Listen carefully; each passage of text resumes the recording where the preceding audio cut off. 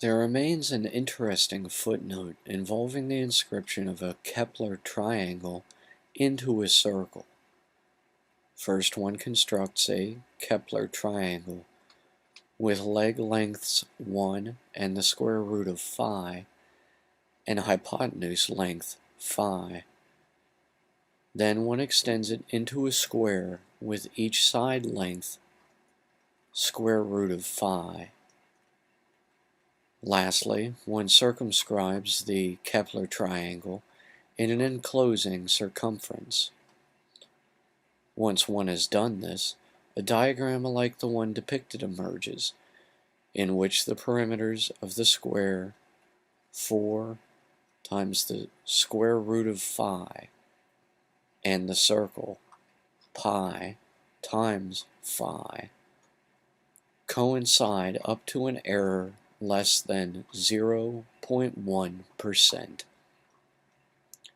This manner of very nearly mathematically squaring the circle is only inaccurate to the degree that pi approximates 4 over the square root of phi.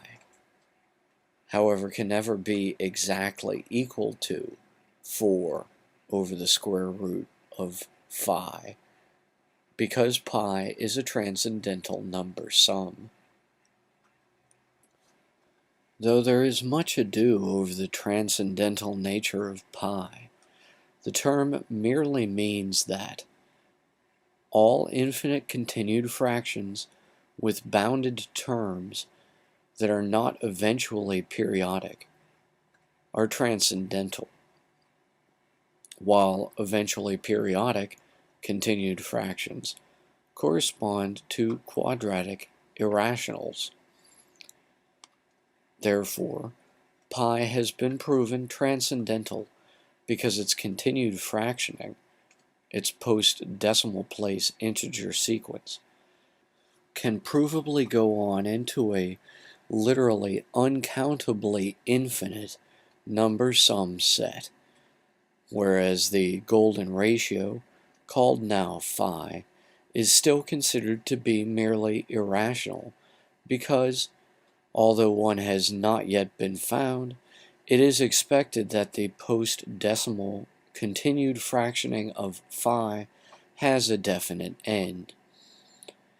Thus, all transcendentals are irrational, but not all irrationals are transcendental.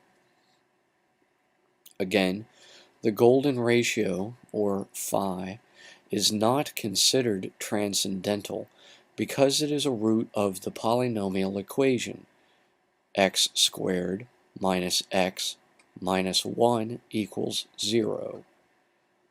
Likewise, the square root of 2 is considered irrational, but not transcendental, as it is a root of the polynomial equation x squared minus 2 equals 0. Again, phi and the square root of 2 may be irrational and continue on seemingly unendingly in their post-decimal fractioning. However, in reality, both of these fractions do come to an end. Pi does not, and nor does Euler's number, called E, which we will discuss further in a moment. As an altogether aside, a particular piece of art, likely from the 17 or 1800s AD, depicts a bearded man bedecked in fine robes and a rich hat, opening a large compass to inscribe a circle around twin naked graffiti, presumably symbolizing Adam and Eve, on a wall of crumbling plaster that resembles a map of northern Europe and the islands of Great Britain and Ireland. At his feet are an astrolabe, a drafting square, and a manuscript of other diagrams, including a pentagram and a hexagram.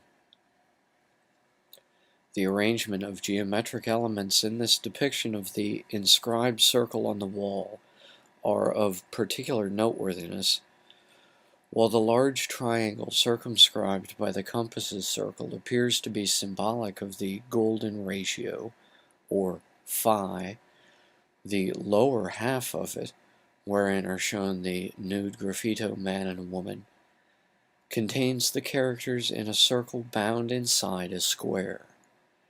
Symbolically, the depiction appears to indicate an upward-oriented direction meant to be taken by the twin graffiti. In terms of actual sacred geometry, it seems to have merely been influenced by Kepler's triangles, but not be a copy after one.